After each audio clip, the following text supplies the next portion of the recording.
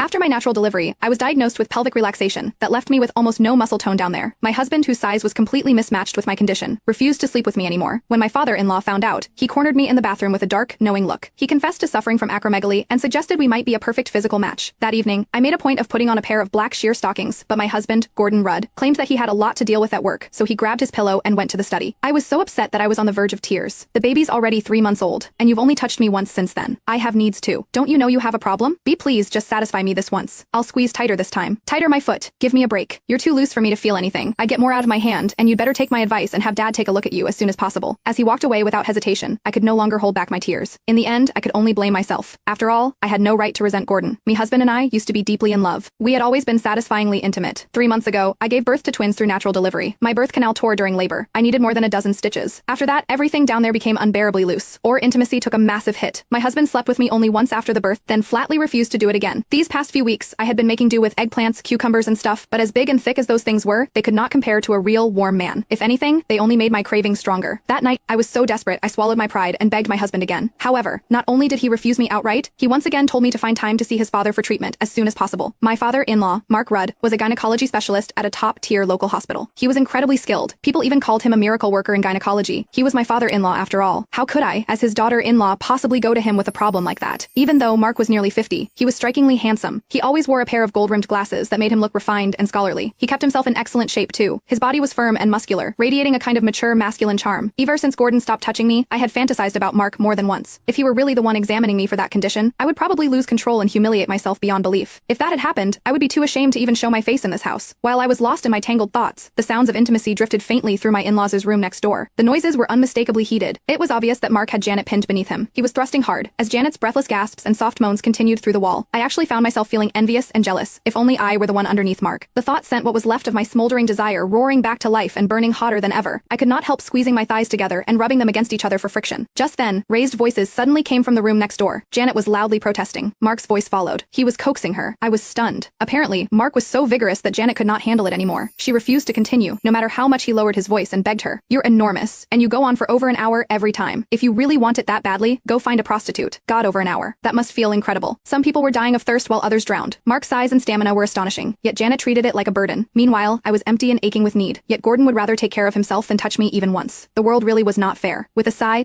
I climbed out of bed and padded miserably to the guest bathroom in the living room. Standing in front of the mirror, I looked at myself. My skin was fair and smooth. I had a body with curves that turned heads. Anyone who saw me would call me a beauty. Yet, despite my perfect appearance, my husband paid no attention. I was left to rely on myself. I stood in front of the mirror, lifted one leg, and bit my lip. I started pleasuring myself. When Janet had suggested that Mark find a prostitute, I wished I could just rush in and tell him not to bother looking, and that he should just come to me.